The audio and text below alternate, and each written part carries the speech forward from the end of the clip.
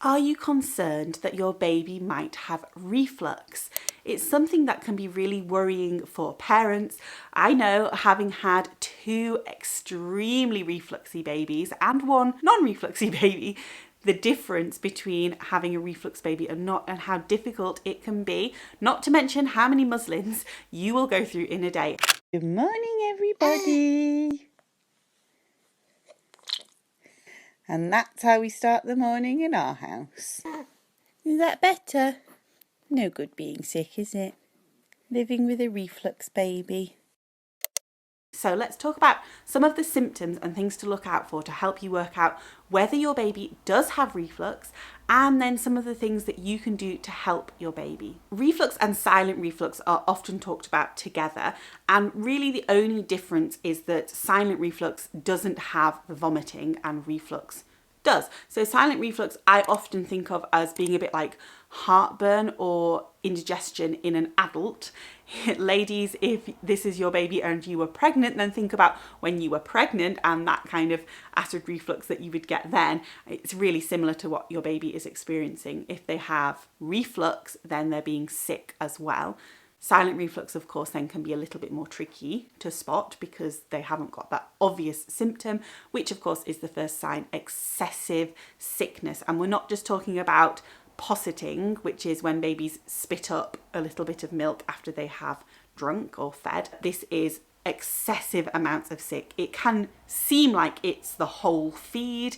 It can be immediately after they've just eaten, but it can actually be, I would say in my experience, up to about 30 minutes after they have eaten.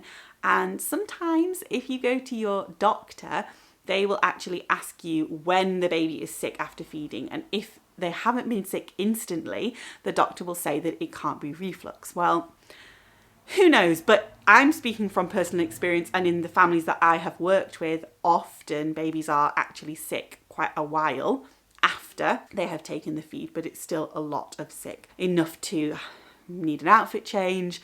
Like I said before, go through a million muslins, probably change your own outfit too. To go along with that sickness, you often find that babies with reflux will cry excessively. This could be immediately after they've fed, or it could even be while they're feeding. They may come off the boob or off the bottle and start to cry and seem quite uncomfortable even as they're feeding, or it can be just afterwards. Now, it doesn't always follow, and like with everything, not all of these symptoms may apply to your baby. They may just have 1 or 2. They may have all of them. So you may find that your baby cries a lot. While they may not cry, they may be uncomfortable. They might grunt. They might kind of make a snorty, grunty sound, or writhe around a lot, either during feeding, straight after feeding, or especially at night time or when they are laying down. And that is generally because reflux babies really dislike laying on their backs. Because your baby doesn't like laying on their back, it may also mean that they don't like being in the bassinet part of the pram when you're out and about. You may find that they just want to be upright on you all the time, or in a baby carrier all the time, and that's the only way that they're happy and content. Difficult, hey, when you need to get things done or you're just desperate for a bit of sleep. I know, it is so hard. And actually, one of the strategies we'll talk about later will address that problem. Even if you do get your baby to sleep, then if they have reflux, they may well wake up 30 minutes or so after you get them down, often quite upset, and that's because that reflux or that acid reflux is really rearing up as they have lain down. They could also be the classic grumpy baby. I do it in air quotes because babies, are they really grumpy? They're just being babies, aren't they? And it's not their fault that they're struggling with reflux. Of course it's not. They're really uncomfortable. So, but you may find that your baby is a little bit out of sorts, grumpy, not a typically happy baby. So if your baby has some or all of these symptoms, then you may start thinking, aha, I think maybe they do have reflux. I will just also say to you, be aware or have in the back of your mind, could they also have allergies? Because a lot of those symptoms we've just talked about are linked with allergies, the common ones like cow's milk protein allergy, which are really common in little babies. So make sure that you look that up as well. I'll leave some links down below for useful sites if you want to know more about cow's milk protein allergy. I have had 2 babies with cow's milk protein allergy. Interestingly, one of them was a refluxy baby, one of them was not. It can go either way, but if you want me to make a video on that, then leave me a comment down below because I will be totally happy to do so. Let's talk about strategies. Okay, so strategies for your reflux baby. What can you do to help them?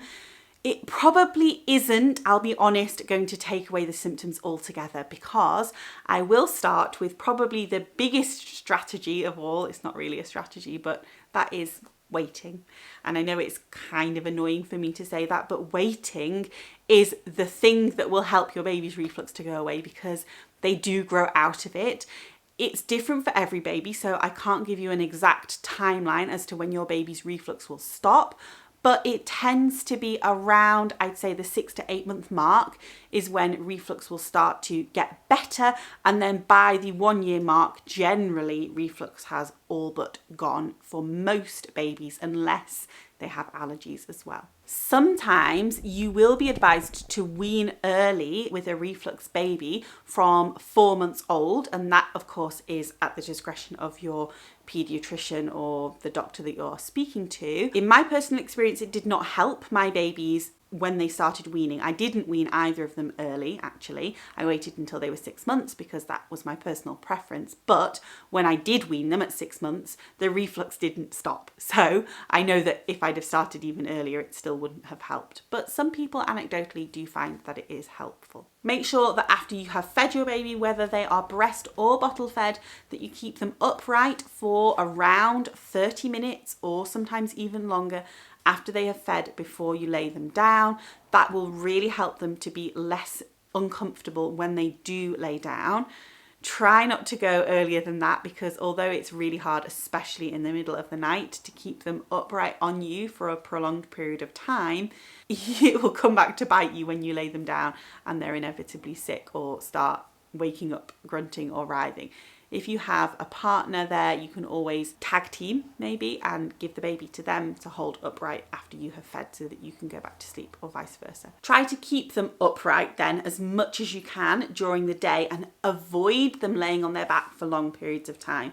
Now, I know that that goes against safe sleep guidelines, and I'm not saying to do that when they go to sleep. What I am saying is that during the day when you're with them, try to not let them lay on their back for too long. So don't put them down on a play mat on their back for a long time, or have them laying in a baby nest or whatever you use when they're just lying there during the daytime, because that will be uncomfortable for them. So alternatively, you can have them upright on you, upright in the carrier, or you can try some tummy time alternatives, which will be really helpful for them.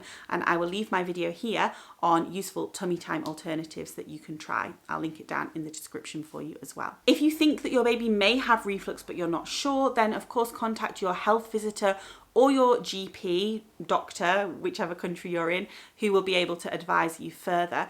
Try keeping a journal or writing down things that you notice and tracking any symptoms, because that will really help when you speak to them.